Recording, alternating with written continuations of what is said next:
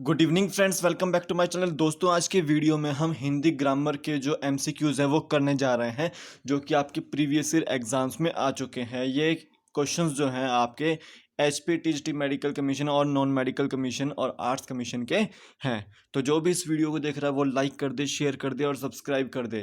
तो चलते हैं दोस्तों हमारे आज के फर्स्ट क्वेश्चन की ओर। फर्स्ट क्वेश्चन है दोस्तों, इत्यादि शब्द का संधि विच्छेद। आपको बताना है कि संधि विच्छेद क्या क्या होता है इत्यादि शब्द का। देखिए, संधि विच्छेद पहले क्या होता है, किसी भी शब्द को दो भागों में तोड़ना वो संधि विच्छेद होता है। ठीक है, तो जब हम इत्यादि को तोड़ते हैं तो इत्यादि को हम दो शब्दों में तोड़ेंगे तो इसमें दो शब्द निकलेंगे, एक इति निकलेगा और एक आदि निकलेगा। ठीक है, त में ई की मात्रा जुड़ी है, ठीक है, और आ यहाँ पर जुड़ा है। छोटी ई और आ जब जुड़ता है तो त आधा हो जाता है और या बन जाता है। ठीक है, तो ये चीज़ याद रखें। तो इत्यादि का जो शब्द का संधि विच्छेद होगा वो इति जमा आदि होगा। क्या होगा? इति जमा आदि। तो ऑप्शन डी इसका राइट आंसर है। नेक्स्ट चलते हैं। चीर का पर्यायवाची शब्द है। चीर का पर्यायवाची शब्द क्या है? क्या चतुर है, क्या पट है, क्या चोटी है, क्या अंजीर है? तो चीर का पर्यायवाची शब्द होता है आपका पट। पट, और ऑप्शन बी इसका राइट आंसर है। नेक्स्ट चलते हैं। खरी खोटी सुनना मुहावरे का अर्थ है। खरी खोटी सुनना का मुहावरे का अर्थ क्या होता है? क्या स्पष्टवादी होना होता है इसका अर्थ? क्या बुरा भला कहना इसका अर्थ होता है? क्या चुगली करना इसका अर्थ होता है? क्या बढ़ा चढ़ाकर बात करना इसका अर्थ होता है?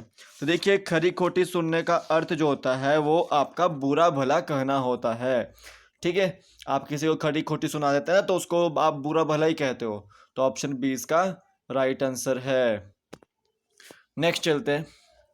आलू प्रत्यय लगाकर कौन सा शब्द बना है? तो आलू प्रत्यय, प्रत्यय क्या होता है? जो आपके नाम के पीछे लगता है, सफिक्स। ठीक है, तो आलू प्रत्यय जो है वो किस में जुड़ा है? ठीक है, क्या भालू में जुड़ा है, क्या आलोक में जुड़ा है, क्या दयालु में जुड़ा है, क्या आपका चालू में जुड़ा है? ठीक है, एक चीज हम देख लेते हैं। भालू में भा जुड़ा होता है पहले, तो लू में ऊ प्रत्यय जुड़ा है यहाँ पे। ठीक है, तो ये भी नहीं होगा। उसके बाद आलोक, आलोक तो बिल्कुल भी नहीं होगा। ठीक है, चालू और दयालु में से एक है, दया जमा आलू, यहाँ पर आंसर होगा। ठीक है, तो ऑप्शन सी इसका राइट आंसर है। प्रत्यय हमेशा जो होता है वो नाम के पीछे जुड़ता है। ठीक है, तो ये चीज याद रखें। और एक उपसर्ग होते हैं जो नाम के आगे जुड़ते हैं, उपसर्ग। ठीक है, जैसे हम बोल देते हैं प्रतिदिन। ठीक है, प्रति और दिन, प्रति यहाँ पर उपसर्ग है। ठीक है, प्रति उपसर्ग है तो जो नाम के आगे जुड़ा है। ठीक है, या फिर प्रत्येक, प्रत्येक में प्रति जो है उपसर्ग है जो आपके नाम के आगे जुड़ा है। ठीक है, या फिर अनुकरण, तो अनु उस उपसर्ग है वहां वहां पर जुड़ा हुआ। तो प्रत्यय जो है हमेशा नाम के पीछे जुड़े होते हैं। तो आलू प्रत्यय इनमें से ऑप्शन सी में है, दयालु में। नेक्स्ट चलते हैं। स्त्री पुरुष उदाहरण है। देखिए, यहाँ पर चार समास दिए गए हैं। पहला है तत्पुरुष समास, दूसरा है बहुब्रीहि समास, तीसरा है द्वंद्व समास और चौथा है अव्ययी भाव समास। देखिए, इसमें जो होता है अव्ययी भाव समास में प्रथम पद प्रधान होता है।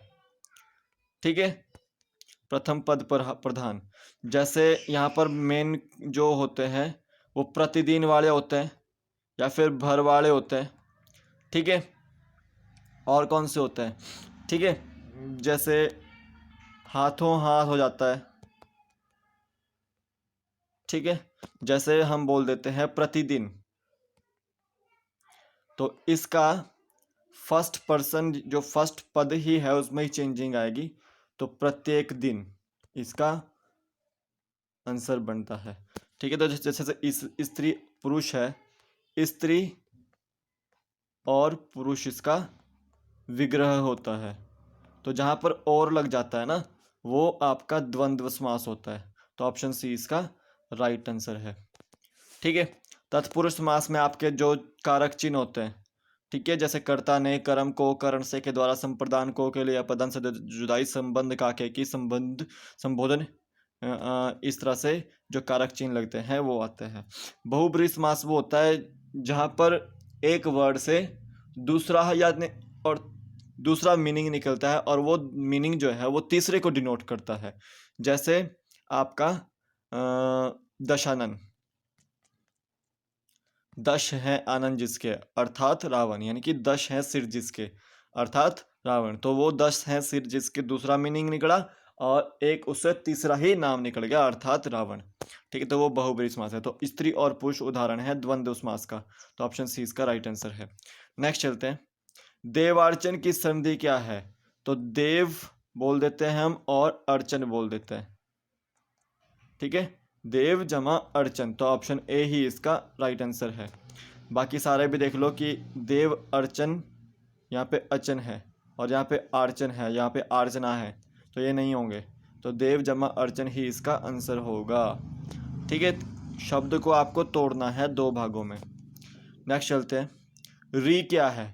देखिए री शब्द जो होता है वो क्या होता है? वो शब्द होता है, क्या वाक्य होता है, क्या व्यंजन होता है, क्या स्वर होता है? तो देखिए जब हम स्वर और व्यंजन की बात करते हैं तो अ, आ, ई, उ, री, उसमें री आती है।